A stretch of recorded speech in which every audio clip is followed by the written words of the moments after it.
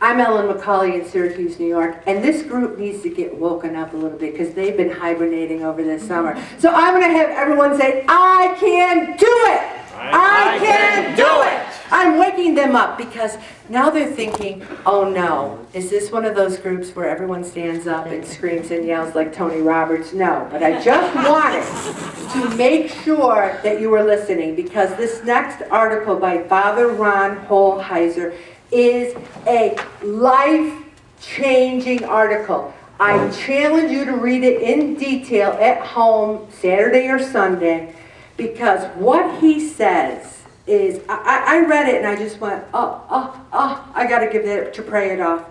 All of us live with wounds, bad habits, addictions, flaws that are so deeply ingrained and long-standing that it seems like they are part of our genetic makeup. I became overweight at 12 years old, and I have been overweight for 59 years. I think I'm doing the math right. I have struggled with my weight my entire life. Anybody else? 49? Well, a long time. Thank you. It was a long time. 49 years I've been struggling. I think everyone would agree that's a long time. Anybody else been struggling with weight many years? Many years. Experience teaches us this, that willpower and good resolutions alone are not up to the task. We can say, oh, I got willpower. Willpower fades. Willpower ends as soon as the fair comes to town. Willpower is very difficult to maintain. And you know what he suggests? There's many approaches to healing some of these habits that we have. One of them is counseling or therapy. Now, I think that counseling's fabulous. I like to think it's pray it off as a little bit of counseling. Doesn't anyone think so? You come here, you sit with your table mates, you share the same goals, the same issues, you interact with family, friends, community, church. It's wonderful. There's 12-step programs. I am a big believer in 12-step programs. As a matter of fact, I think Pray It Off is, in a way, a 12-step program, but we don't have to say higher power. We can say Jesus Christ. We can say Jesus. He is our higher power, and we can turn to Him. Another thing he says is very good is just spirituality in and of itself. Going to church. You know, I don't know about you guys, but I'm a good Catholic. I'm a good Catholic. But sometimes in the summer, I'm like, oh, it's so nice. Now, maybe I won't go to church this week. I'll just lay in bed. Last year. This year, I said to Bob, come heck or high water, we will not miss Mass for any reason. We were out of town. We were searching for a Catholic church. We had Mass in so many fun places this summer because we made it a point. Mass isn't for God. Mass is for us. Pray It Off is for you, not me. It's for all of us. We can go to church, we can go to confession, we can have the body of Christ, the blood of Christ. But what Father Ron says can really make us change ourselves is to grow our virtues. If we are kinder, more thoughtful, more generous, there's no room left in our lives for the old behaviors that used to drag us down. And I have to say that my life is a prime example of how when God said, I'll help you, Ellen, if you help others. I was always depressed. I always would fail. I had a lot of self-hatred. I'm like, you failure, you failure. And it wasn't until I started the group, and it is a lot of work. And so I work full time, I'm doing the group, I like to think I'm being kind to others by doing it. I didn't have time to worry about being depressed or I didn't have time to think about some of my negative flaws because I was so busy trying to do other things for other people, including myself. So I'm saying to you, and I see people in this group that already do it, that volunteer at Francis House, that have different committees at church that they work on, the funeral luncheons, etc. If you are growing your virtues, generosity, kindness, love, there's no room left. the virtues will be the fire that burns out these wounds. And you might say, well, how do I grow these virtues, Ellen? I give money to the church. I'm always like donating things. You got to be consistent. You have to consistently be kind, consistently have joy. You know, when I go to work every day, the first thing I do is like, hey, how you doing? I say hi to everybody. I know everyone's names. I'm consistently joyful, even if I don't always feel like it. But then I become more joyful as I practice that. You have to be consistent in your weight loss efforts as well. You have to consistently.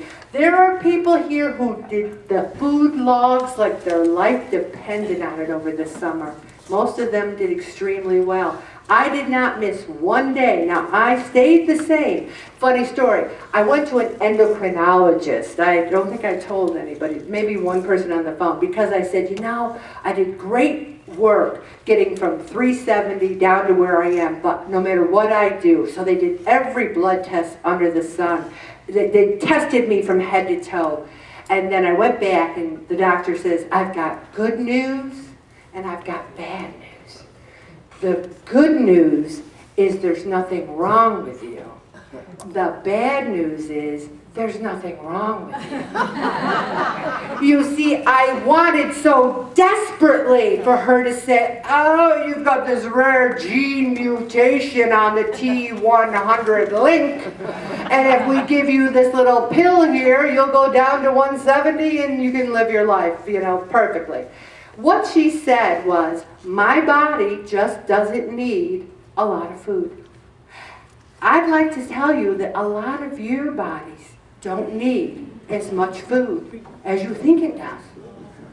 I am a big gal, even if I was thinner. I'm tall, I'm big, I have low blood pressure, low cholesterol, low everything. And I always did, even when I was 370. So that's part of the good news. But the bad news is my body doesn't need a lot of food. So look at yourself. Instead of feeling like, oh, I'm so deprived, say, what kind of body do I have? Well, obviously, if you've got some weight to lose, your body doesn't need as much food as you've been giving it. You have to consistently eat less, move more, and pray. To the point where it's easy, that you're not suffering. Like people say to me, how many times did you go to, you know, Peter's Polar Powder over the summer? And I go, I never went once. I didn't have ice cream over the summer at all because I know my body doesn't need it. Now, did I lose weight? No. I had a few Michelob Ultras on vacation, that I did have, but I didn't have the ice cream because my body doesn't need it. And do I feel bad about it? No. Also, joy.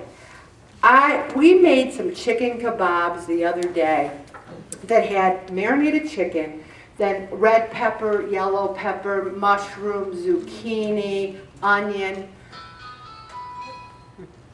Please silence your phones at the beginning of prayer.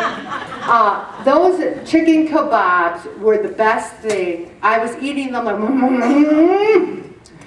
Make food and eat food that is healthy, that is delicious. Fall in love again with fruits and veggies. It's apple season, guys. There's going to be Honey Crisp. Do you ever see a big Honey Crisp? That's a meal. Fall in love with what God has given us, the fish, the protein. If you look at this as a temporary fix, it's not going to work because we have a permanent problem. Somebody who was just calling up to join the group said, well, how many people are in the group? And I said, well, it vacillates. Even tonight, we have more people, but they're teachers and principals, and tonight was open house and a lot of things. So we have more people in the group. They just couldn't make it tonight. And they go, well, why do they come back? We come back because maintenance is many times more difficult than losing the weight to begin with. Keeping it off is a challenge. And we do it because we want to. Also, just try to examine our lives, look at the weaknesses that are keeping us from living the kind of life we need. Maybe you're not organized enough. Maybe you're too, you just eat whatever's in the house and you don't make a list and plan a grocery. Look at your own life, and practice makes perfect. We need to reach out to a power outside of us that can enable us to live the virtues in a way we never could on our own. My prayer life has exponentially changed since I started Pray It Off. Anybody else feel closer to God since they've joined the group? Yes. Anyone else pray more on everything in life? Look to God and say, what am I supposed to do? He cares. Does he not love us because we're overweight? No, he loves us. He is there to help us be healthy because he wants us to live. We need to practice. I'm going to say that if you do not make a concerted effort during the next 12 weeks, you're not going to see a change. Now, you might, over the next 12 weeks, become closer to God, feel better about yourself, and not lose a pound. And you know what I say to that? Fantastic. Fantastic. Because the weight will come off eventually. There are people here who were in the group 5 or 6 years, not gaining weight, but just maintaining their own, and all of a sudden, boom, 30 pounds. There's no timetable. I don't sit here and say, oh, you didn't lose 15 pounds in session 15? Well, you're a failure. I don't deal with failures. No one knows better than me how hard this is. I could weep right now because I know how hard this is. But guess what?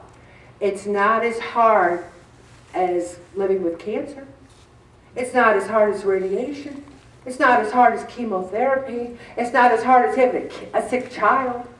If I had every one of you choose right now, 30 pounds or a sick, very sick child, you pick the 30 pounds every time. So it's not the worst problem in the world. It's just our problem.